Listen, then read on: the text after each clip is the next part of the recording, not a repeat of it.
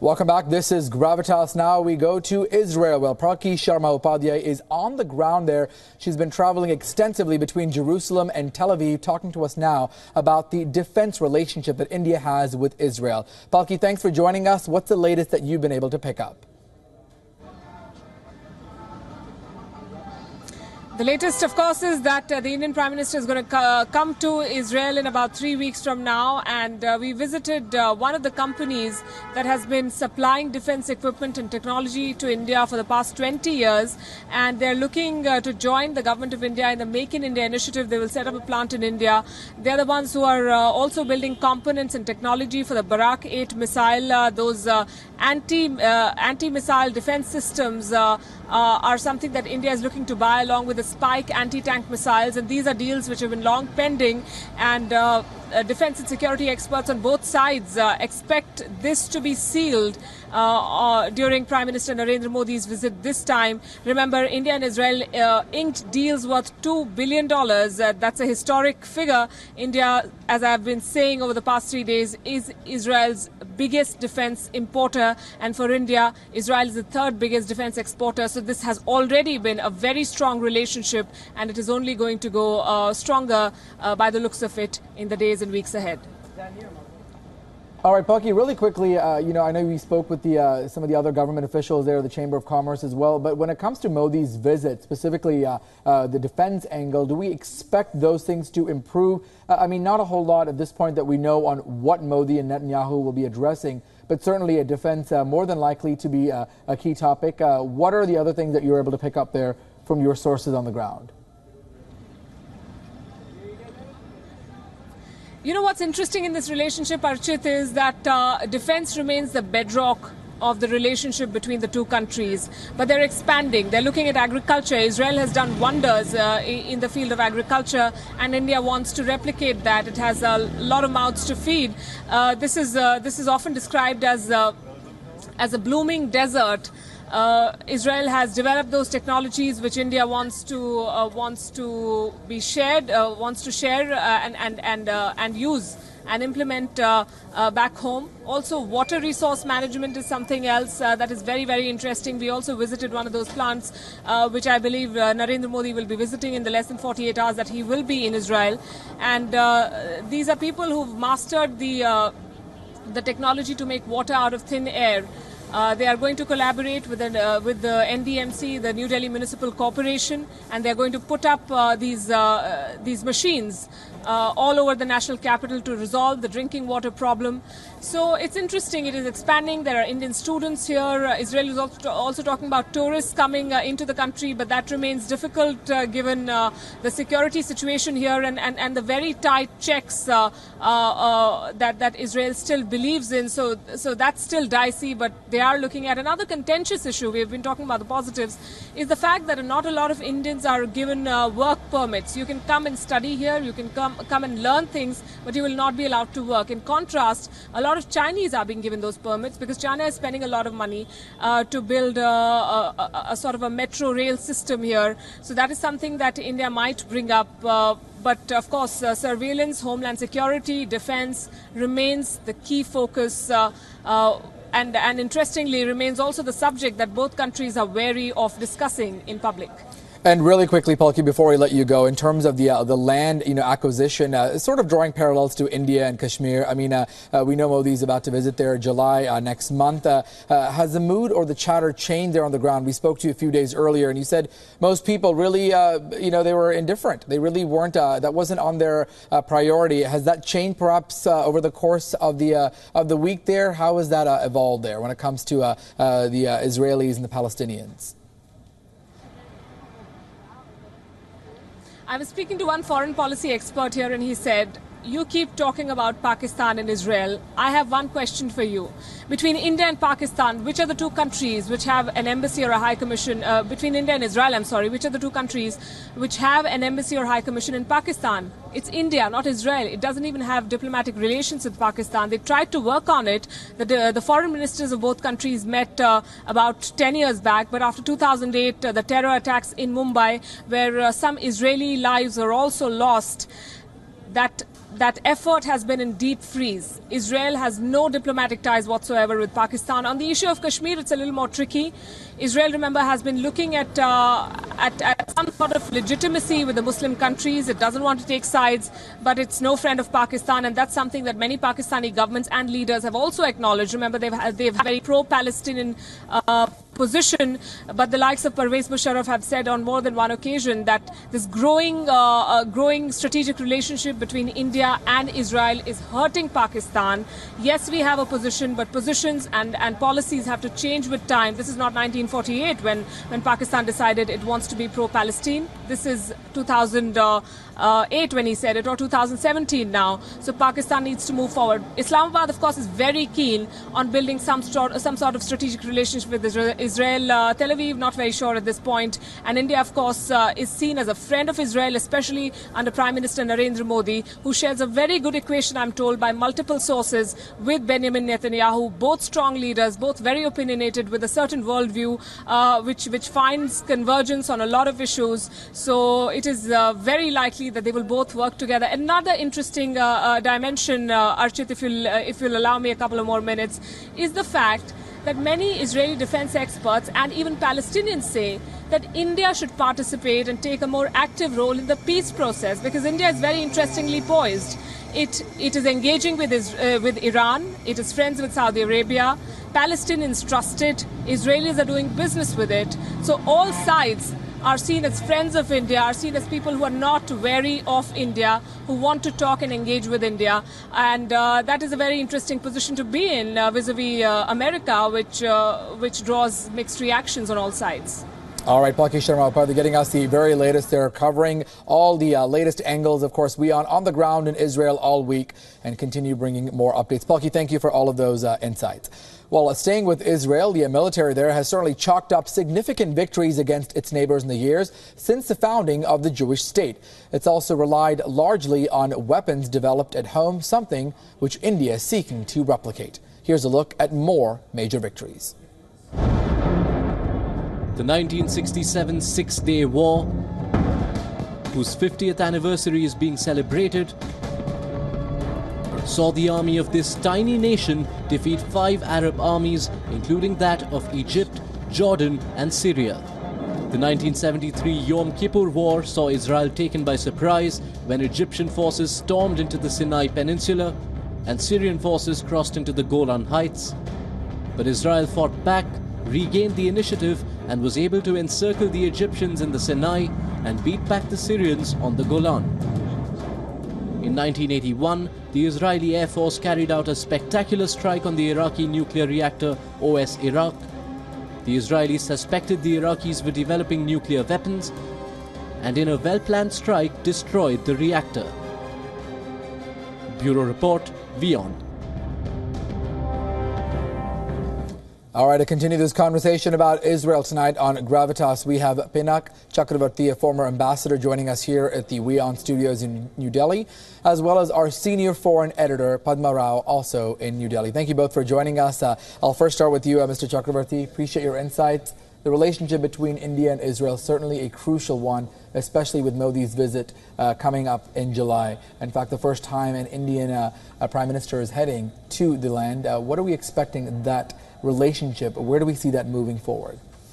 Well, it's since 25 years that we opened our diplomatic mission in Tel Aviv, and I spent 3.5 years in that mission. So I've seen it grow from that in the 90s, from 95 onwards. I think in 25 years we have reached a stage where today an Indian Prime Minister is confident enough to visit Israel. So far, no Indian Prime Minister has gone there because we preferred to keep the relationship in the shadows a bit. Because of obvious reasons, the Palestinians, the Arabs, we have stakes, we have important stakeholders in the Gulf, for example, and our economic and trade relations with the Arab countries are also very, very important. Right. But where Israel scores over the Arabs is defense technology and technology in general, and very, very innovative methods in agriculture. What most people do not know is that the relationship actually took off firstly with agriculture and agricultural technologies, and then it moved to the defense arena. A lot of things that people may not be sure about. Let me bring in Padma Rao, also standing by, our senior foreign editor. Padma, you know, certainly Modi's visit can be dubbed historic, if we'd like to call it. No sitting prime minister ever visited Israel. We're not sure exactly how those conversations are going to go, but we can certainly assume that defense, terrorism, some of these topics could be addressed. Where do we see this moving forward between India and Israel's diplomacy? I think it's just going uphill, you know, the relationship. Let me bring in a small anecdote, Archit. I visited Israel for the first time in the mid-80s when we did not have formal diplomatic relations with Israel. I lived in Germany at the time. I had, I got a visa very easily from Israel. Israel was keen to give us visas, invite us there, but India was not giving visas. There was no consulate here except in Mumbai. When I went to it, there was heavy security, which Palki mentioned earlier. It was there even then. We were interrogated for 1.5 hours because any of us looking the way we are could be from the Middle East ourselves. And when I went to Israel, I found a warmth and a curiosity about India, which was unsurpassed. I mean, unsurpassed even in Europe, where I lived at the time. And there was a great eagerness and a great curiosity. I had to come back to India to change my passport because I had an Israeli stamp on it. We've moved a long way since then. And as the ambassador was saying, you know, relations, I would add to that. I would say that I agree with him. Relations actually began with agriculture. The Israelis are experts in drip irrigation. When they arrived in Palestine, when the Aliyah Beit happened and when they came into Palestine, it was a desert. Right. Today, not just today, even then it's flourishing. So drip irrigation was one of the first things they gave us. And I would certainly like to add to what the ambassador said by saying that relations between the two countries have been boosted after the Narendra Modi government came into power in 2014.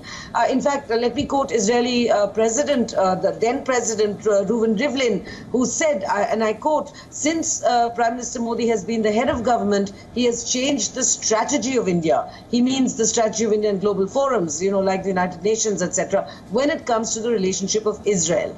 I, for one, as a big fan of Israel, I'm watching this visit very keenly. Certainly, and many world leaders as well keeping a close eye on that. With that, it's also been widely reported that Israel, as we talked about, is India's third biggest market when it comes to sourcing military hardware.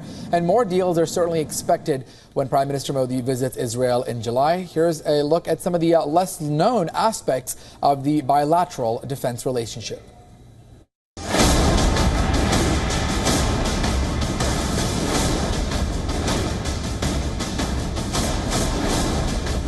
What happens when an enemy submarine is detected approaching an Indian Navy battle group in harbour?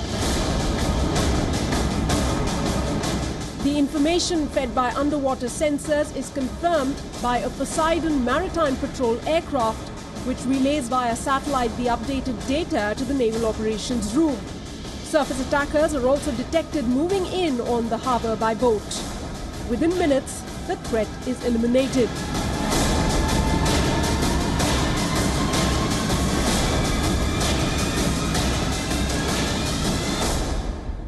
Today, the naval harbour in Kochi, Kerala, is defended by this underwater harbour defence and surveillance system. Other Indian harbours covered by the same network have been installed in Mumbai, Vizag and Port Blair.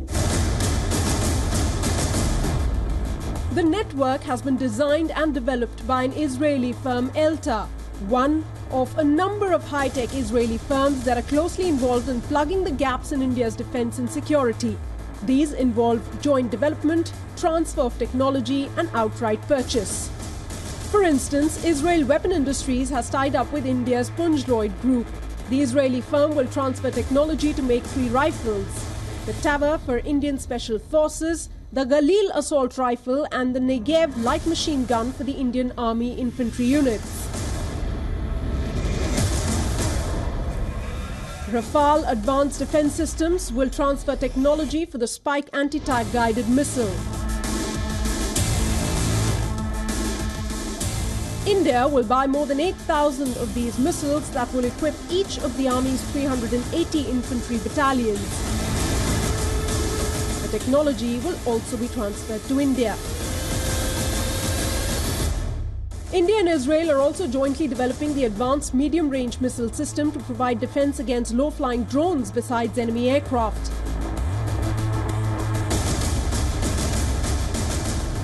The system has a strike range of between 50 and 70 kilometers and will be in place in a few years. Bureau Report, WION.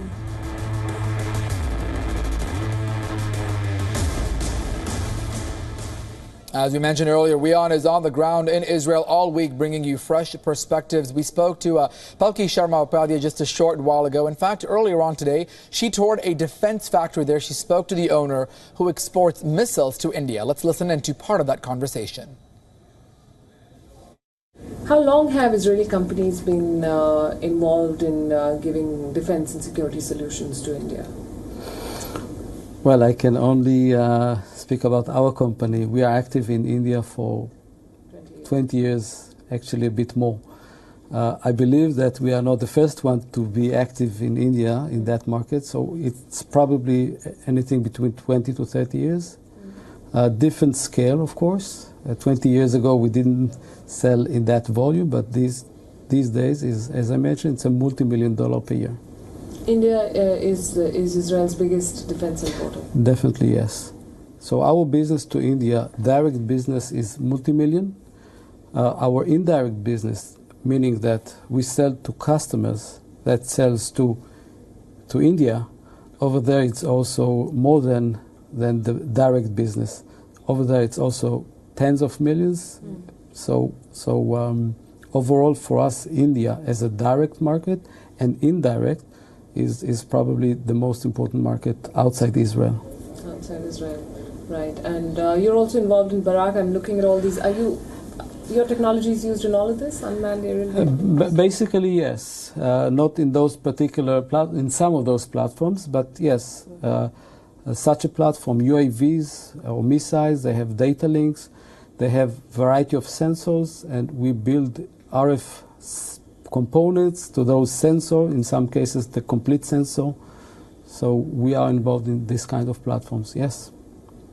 And Barak 8 you mentioned is one example, but not the only example, not the only platform that is used or delivered to India where our components are involved. All right, let's go back to Padma Rao standing by in New Delhi. Padma, certainly Israel and India's relationship, specifically when it comes to defense, going strong. In fact, Israel, as we mentioned in that report, on the verge of signing a multi-million-dollar deal when it comes to missiles to provide to India. We certainly expect this relationship to continue, but are there any shortcomings, things that perhaps India and Israel don't see eye to eye that we've perhaps overlooked? Well, I think India could be more forthcoming about, taking a firmer stand on where we stand on Israel in international gremia. But we've already done that more and more so under the new government, which is not so new any longer, of Prime Minister Narendra Modi. For instance, we have, and to be fair to the UPA, even under the UPA, we have abstained from certain votes condemning Israel, which the Israelis have appreciated and understood, because we do have a large Indian community in the Gulf states. We are friendly to the Gulf states. We have a relationship with the Gulf states, and we would like to maintain that, of course, not just for the NRI Indians, but even because, there are other cultural links and linguistic links and religious links with those countries. But just to come back to the defense relationship, I wish, Archit, that the Israelis could teach us a little more about those security checks that Palki was talking about. They are tremendously intense, and intensive. And I think we could do with a lot more of that on a day-to-day basis. At the sandbags, the policemen.